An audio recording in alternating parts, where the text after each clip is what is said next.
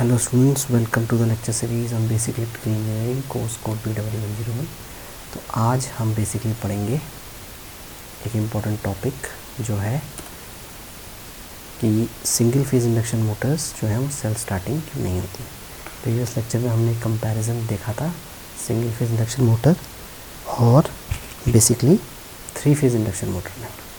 तो देखिए, जो हमारा नॉन सेल्फ स्टार्टिंग नेचर है, यानी नॉन सेल्फ स्टार्टिंग नेचर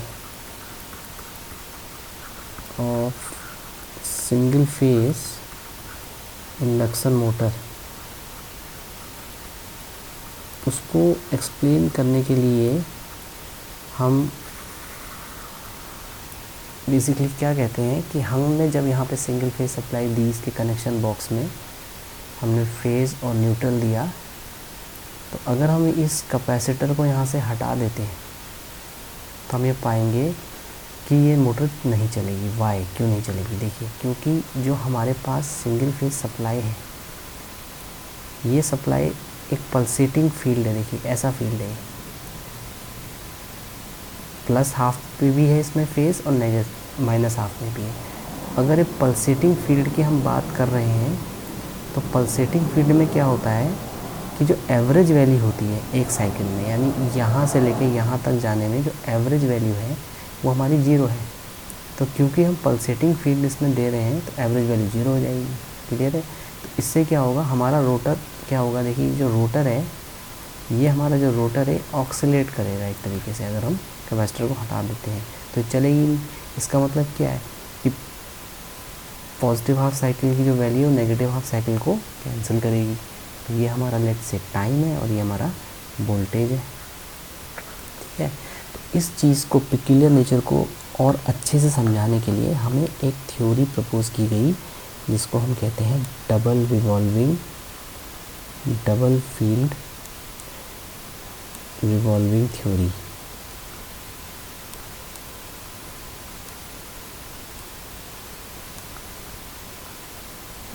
अब ये थ्योरी क्या कहती है? देखिए, ये थ्योरी सिंपल है। ये कहती है कि अगर हमारे पास कोई भी फ्लक्स है, यानी जब हम इस पर्टिकुलर मोटर को वोल्टेज का इनपुट दे रहे हैं, V is equal to V M sine omega T के फॉर्म की वोल्टेज का इनपुट दे रहे हैं, तो इस वोल्टेज के इनपुट से क्या हो रहा है, एक फ्लक्स बन रही है जो कि साइनसोइडल फ्लक्स है, phi is equal to phi M sine omega T. यही है फ्लक्स। अब डबल रिवॉल्विंग फील्ड थ्योरी क्या कहती है कि इस फ्लक्स फाई को हम 2 फ्लक्सेस में रिजॉल्व कर सकते हैं, एक फॉरवर्ड फ्लक्स और एक बैकवर्ड फ्लक्स। ठीक, तो हमने इसको क्या किया, 2 फ्लक्सेस में रिजॉल्व कर दिया, फॉरवर्ड फ्लक्स और बैकवर्ड फ्लक्स। और हमने मान लिया कि जो फॉरवर्ड फ्लक्स है वो क्लॉकवाइज एंटी क्लॉकवाइज डायरेक्शन में घूम रही है और जो बैकवर्ड फ्लक्स है वो क्लॉकवाइज डायरेक्शन में घूम रही है। ठीक, क्लियर है? तो 2 फ्लक्सेस में रिजॉल्व करने के बाद अब हम क्या करेंगे, देखिए जो फॉरवर्ड फ्लक्स है वो हमारी रोटर को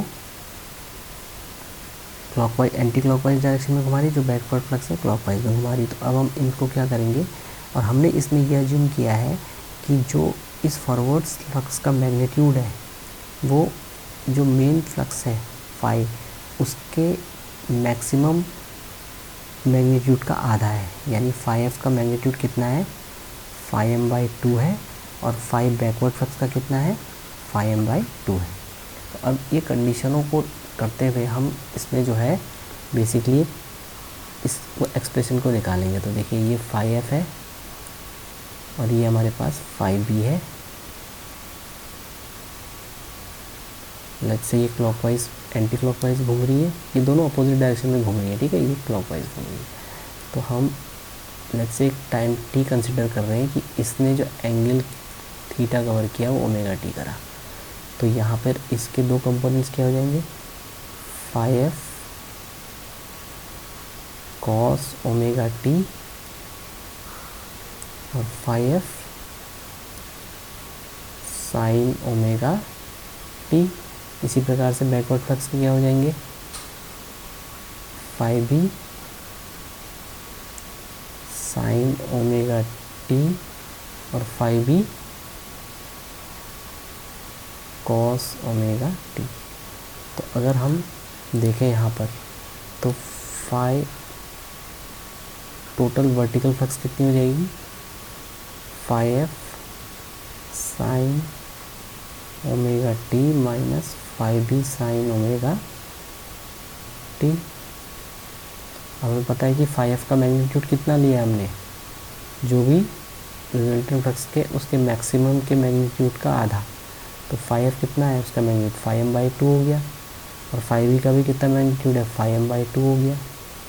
तो दोनों में से अगर हम देखें तो हमारे पास जो वर्टिकल फ्लक्स आएगा वो उसका जो वैल्यू आएगा वो कितना आ जाएगा, 0, यानी वर्टिकल कंपोनेंट है ही नहीं फ्लक्स में। अब हम हॉरिजॉन्टल कंपोनेंट को रिजॉल्व करें तो 5 हॉरिजॉन्टल कितना आएगा, देखिए 5f कॉस ओमेगा टी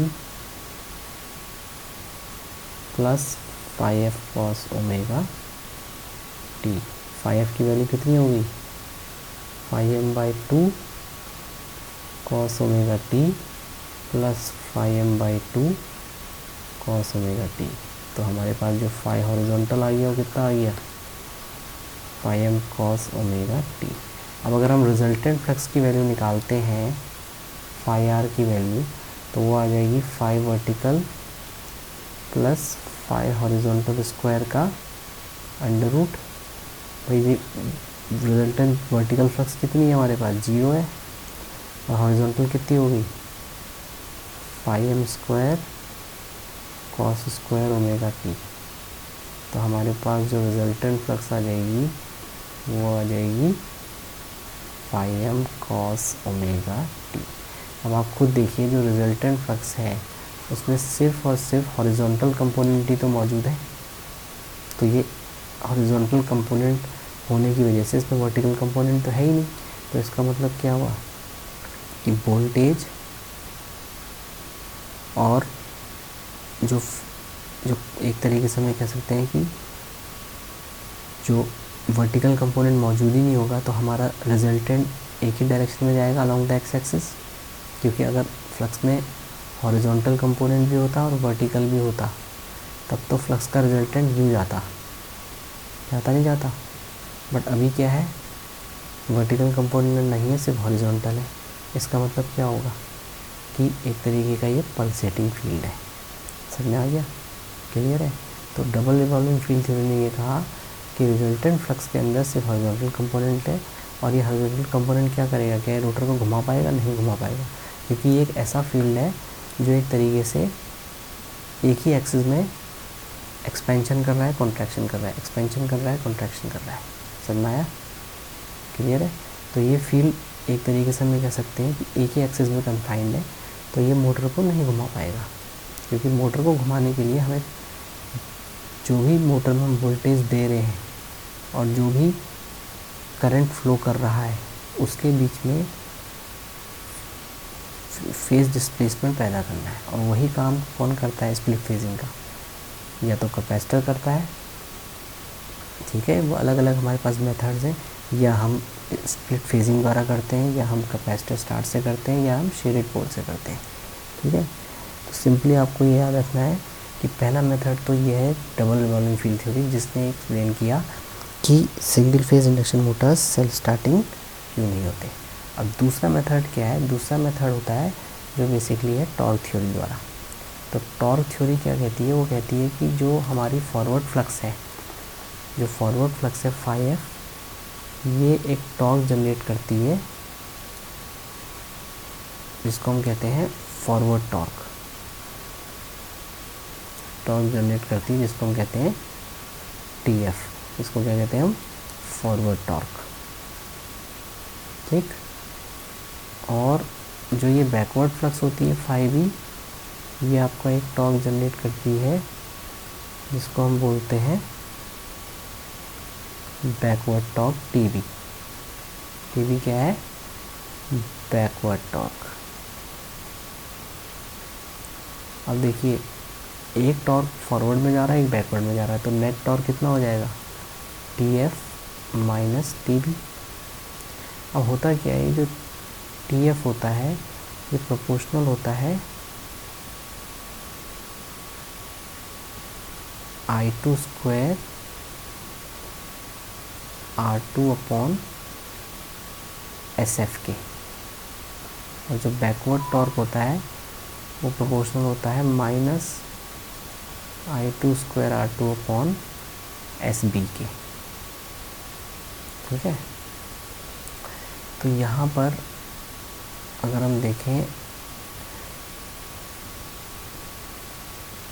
तो हमारे पास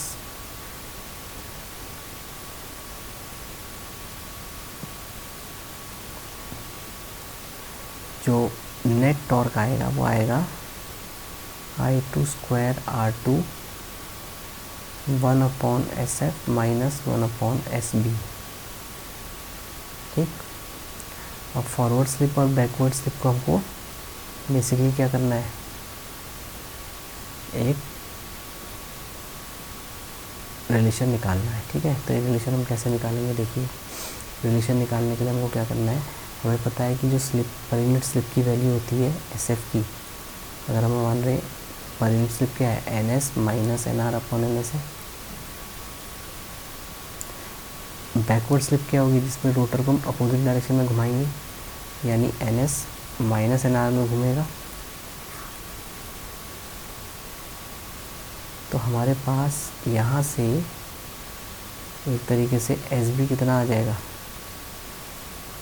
N S plus N R upon N S, जिसको हम लिख सकते हैं 2NS minus N S plus N R upon N S. अब इसको आप देखें अगर, तो इसको हम डिवाइड कर लें अगर, तो हो जाएगा 2 माइनस, तो ऐसे लिख सकते हैं N S minus N R upon N S.